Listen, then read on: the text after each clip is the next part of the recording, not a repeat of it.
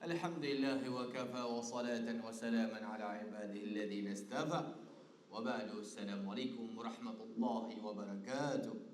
Alhamdulillah sa lahat, puri natin ang nag-iisang Diyos na tagapaglikha Allah na binigyan tayo muli ng pagkakataon na magkasama-sama at naisagawa natin ang ating mga obligasyon. Ito'y walang iba kundi ang salah.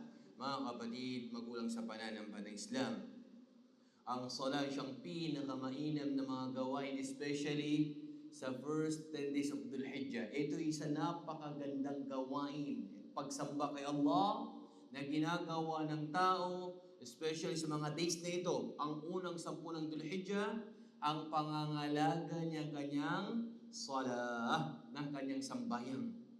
Isa ito sa napakahalagang bagay, mga kapatid. At siyang pinakamainam na maialay ng isang alipin kay Allah, kaibig-ibig kay Allah. Itong mga gawaing pagsamba nito, subhanallah.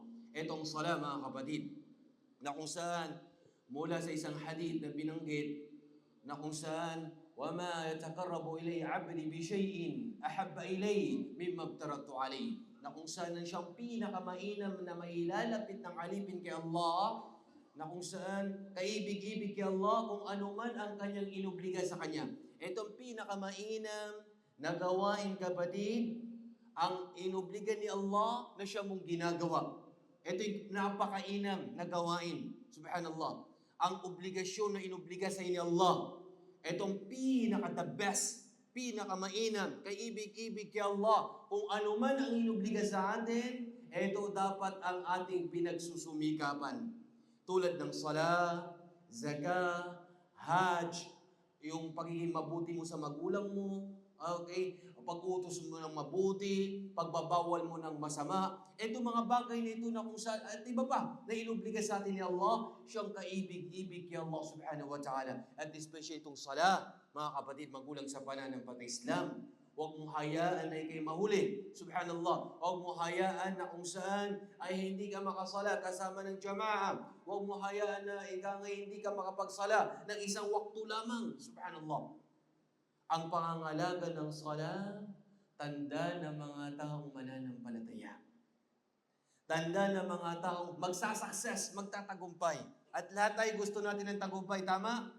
Ang sala, pangalagaan mo yan. Sa isang ay na binanggit pa ni Allah, قَدْ أَفْلَحَ الْمُؤْمِنُونَ. Tunay na magsisitagumpay ang mga mu'minun, mga mananampalataya.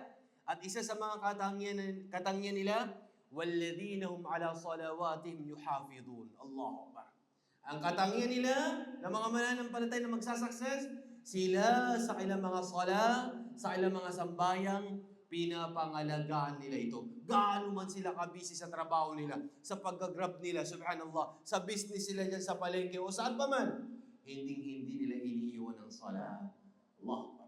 At siyang pinakamainam na gawain, especially sa mga araw na ito ng first 10 days of Dhul Hijjah, pangalagaan natin ito. Nang sa ganon, ay kahabagan tayo ni Allah at mapabilang tayo sa magtatagumpay dito sa mundo hanggang sa kabilang buhay. Daghang salamat, syukran. Assalamualaikum warahmatullahi wabarakatuh.